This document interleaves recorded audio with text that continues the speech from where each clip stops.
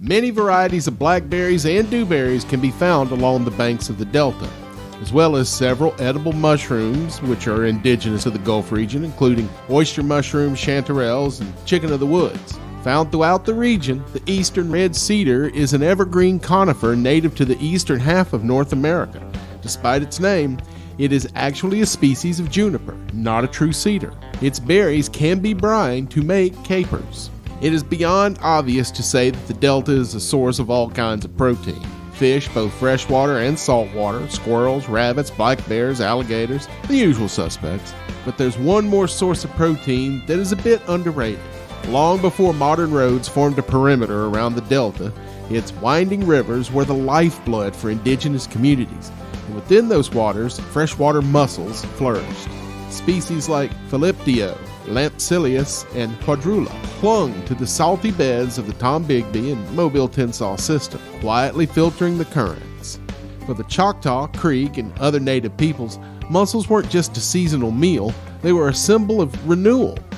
Cooked over open flame or boiled in pits lined with river stones, they nourish both body and spirit. Their pearlescent shells, sometimes carved into tools or beads, became part of a culture steeped in reverence for the land. Alabama is more than just sweet tea, football, and hurricanes.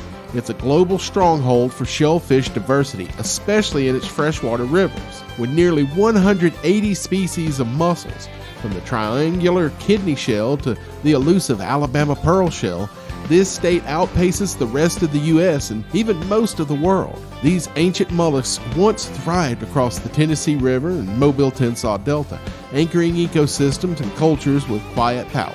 Some are found nowhere else on Earth, yet that richness is fragile.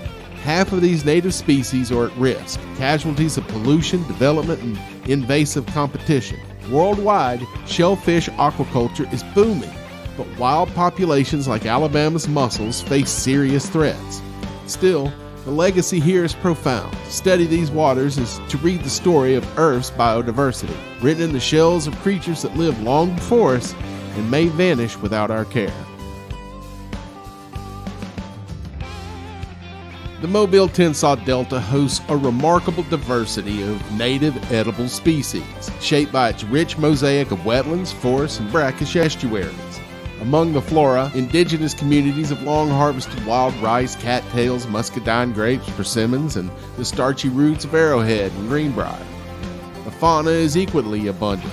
Fish like largemouth bass, bluegill, and flounder, shellfish such as freshwater mussels and even crawfish, and game including deer, turkey, and waterfowl.